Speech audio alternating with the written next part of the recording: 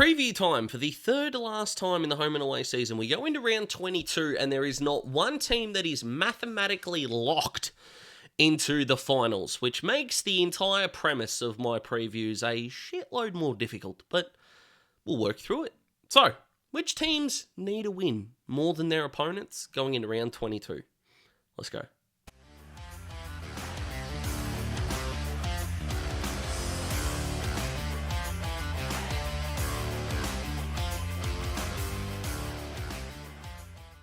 Sydney v Collingwood to kick things off, and good luck picking one here. I am going to go with the Swans, though. Their form is about as bad as mine at the moment, but the reason why I'm not picking Collingwood, you may think, is it the injuries, Geordie De Goey, for example, and no, not really. Purely and simply, it's because they're the reigning premier. You don't need to go back-to-back in order to be seen as a legendary team, in my opinion. I think we do underrate premiership teams that don't become dynasties, and I even think of someone like the 2006 West Coast team, for example, given how great we remember 4 players from that team, of course that being Cox, Kerr, Judd, and Benny Cousins.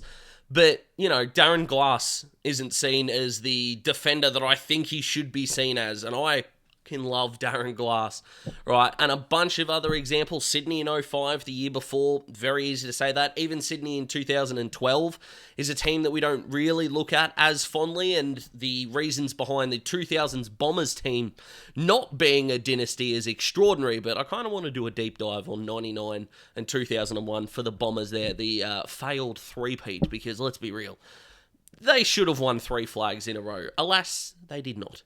But given how good they were during 2000, Essendon still are seen as that legendary team, whereas the aforementioned teams are not. Therefore, let's go to the team that were so comfortably in front, they took their foot off the pedal, really, and were the first team that was on top of the ladder going into a round to lose by 100 points in the 21st century. So, need a win, need a bounce back. Come on, Sydney. Jeepers. Brisbane versus GWS. Difficult one here because it's 2 top 4 teams playing each other, but I'm actually going to go with Brisbane on this one, and let me explain. Brisbane are flying at the moment, as we know. Not only are they 9 in a row, but I think they're 10-1 over their last 11 weeks. 10-1-1 over their last 12, with that draw with Adelaide, and then the loss to Hawthorn going into the bye. So, what happens from here? Well, the easy sort of way to answer that question is Brisbane, whether you're a believer in they need to drop one or not, I'm not really a believer in that, to be perfectly honest, but you don't want to drop it at home. And I know they've got, I think, Essendon at the Gabba to finish the year off. If they are going to lose a game to the 4th place Giants is not going to be the worst thing in the world, obviously, but I just think for their momentum to continue forward, this is a game they need to win. And for the Giants, really good win last week. Not a lot of pressure on them. They've still got a couple of games that are still 50-50 in the run home, but not as difficult, I don't think, as this Brisbane game. So they're going to get a pass from the need to win. Definitely a want, as every team wants to win. But a need, I don't think as much as the Lions in this one. North and West Coast, North need to win this more, in my opinion. The gap between 2nd and 3rd is not going to make that big a difference, I don't think. I also don't think that North Melbourne just want to have one pick in the first round of this draft. I think they want Luke Traynor in a massive way. In fact, I've been told they want Luke Traynor. And considering that they're going to have Richmond and West Coast before them anyway, if they win this game, neither of those two are going to take them. They both desperately need midfielders with guys like Jagger Smith, Finn O'Sullivan, Sid Draper, I should say. These guys that are coming through, North don't need a midfielder with their first pick. So if they can finish pick 2, pick 3, drop back a few spots, maybe get 2 picks, I'm a massive believer in Richmond trying to get 2 out of the first 3 picks and going from there. The downside is that second one might be Traynor, which would screw over North's plan. But they don't have the caretaker coach. North have played some pretty good footy over the last 6 weeks. Let's keep this momentum going and get a win over the Eagles. I do not think this is going to be as easy as even the betting odds at the time of recording. I think the Eagles are like $2.80 at the time of recording, which is just way too far on the outside for mine.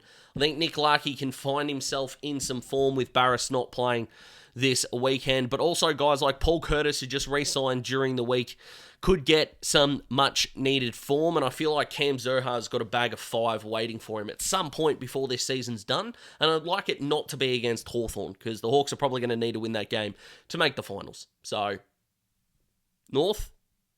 Sure. Freo versus Geelong, Victorian bias here, because Freo need to win it more. They need a home final or the double chance. 7th spot on the ladder, or 8th you could argue, but 7th is the best of the worst spots that Freo could finish, because if they do play 2 finals, one of them will need to be at home. Whereas if they finish 7th, for example, and let's say they play Geelong, and it was 6th v 7th, and it was Geelong v Freo, even if it was at GMHBA Stadium, but let's say Freo win that, then they're going to play the team that lost the first qualifying finals. They're going to be on the road twice. And I think for Freo to take a preliminary final step, they're going to need to have one of those games at home.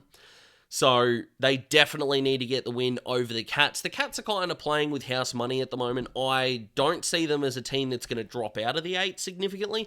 I don't see them as a team that's going to make a preliminary final. I think they can win a final if they're in that 5th to 8th. I think they can definitely win an elimination final. And I think Chris Scott is underrated in his ability to coach finals wins. Whether you think his record is good, great, or otherwise, experience is key, and he has got plenty of it, and he's not going to be running into a dynasty team. Hawthorn in 2013, Richmond, I think now a couple of times, well, once in the grand final, as we know, in 2020, so he's not going to face an opponent like that, and I think that gives him the edge. Freo need to win this one for me. Essendon, Gold Coast. I think we've all just kind of lost faith in Gold Coast at the moment. So Essendon need to win this one more. It's at home, a chance for the finals. Only half a game out of 8th spot at the moment and just get the job done. They needed to rebound after the St Kilda travesty. They did that in an amazing way. 25 points down with 15 minutes to go. But if you haven't seen my What is Wrong with the Contenders video that I did, you can go and check that out. And you can also check out the 6 hardest players to mock, which is a video that I uploaded yesterday, which for some reason is not being pushed to people. I don't know why YouTube is hating that video, but if you could go watch it, that would be appreciated. But the Bombers get the job done here. It would be Gold Coast's 18th loss in a row on the road. And I am probably going to tip Gold Coast because now there's expectation on the Bombers they could falter, but they definitely need to win this game more. Dylan Shield back into that midfield was instrumental in that last quarter. Darcy Parish back there is awesome. And if you're an opposition club and you're wanting a midfielder, Ben Hobbs and Elijah Sardis would be guys definitely on the radar, with Sardis apparently getting some interest from not only Richmond, but a club further up north. Melbourne versus Port Adelaide. I'm going to go with Port need to win this game more. When you're coming off that massive win against the Swans and you're up, you're on a high, cloud 9 at this point in time, means nothing at the first bounce. And if they are 2% off their game, Melbourne are going to get them. And they can't afford to do that. They need a top 4 spot. Non-Victorian teams really do need to win it from inside the 8. This isn't Adelaide in 1997 anymore. We have hit a new age of footy, and they're going to need that top 4 spot so they can play at least one home final if they do go to the semi, or of course the prelim if they win their qualifying final matchup. They just need to win this. No, everyone I think at this point knows that I have very little faith in Melbourne's premiership window at the moment. And look, could it just be a down year before they rebound? Potentially, but they haven't won a final since their last flag circa Hawthorn in 2015, and that's why I'm potentially a little bit more pessimistic on the Hawks until they can get it done as well. So Port Adelaide need to win this one for me, and hopefully we can see Matty Jefferson sooner rather than later, who kicked 4 for Casey in the VFL last week, and I was a massive fan of him in his draft year. So fingers crossed we can see Matty J, and for Port Adelaide fans, fingers crossed last week wasn't a fluke. Carlton, Hawthorn. I know Hawthorn fans are going to hate me for this. I know you will. But Carlton need to win this game more than the Hawks do. In terms of expectations coming into the year, the Blues just need to do this. If I told you one of these 2 teams, even at round 12, if I said Carlton or Hawthorn is going to miss the 8, which one is worse? everyone would have said the Blues. And it's still true at this point in time. I was shattered listening to the GWS game on the way home. And I knew it was coming as soon as I think it was down to about 10 points. We were in trouble, massive trouble. GWS were able to do amazing things in that final quarter. But the Blues, oh boy. And can we lay off Mitch McGovern, please, if that's okay? But the Blues definitely need to win this game more than the Hawks do. I think they're celebrating their 160-year celebration as well. 50 past players are going to do a guard of honour, and fingers crossed for the Hawks it ends up more like the 1986 grand final result rather than the 1987 one. Fingers crossed. Richmond, St Kilda. Who cares? St Kilda probably need to win it more.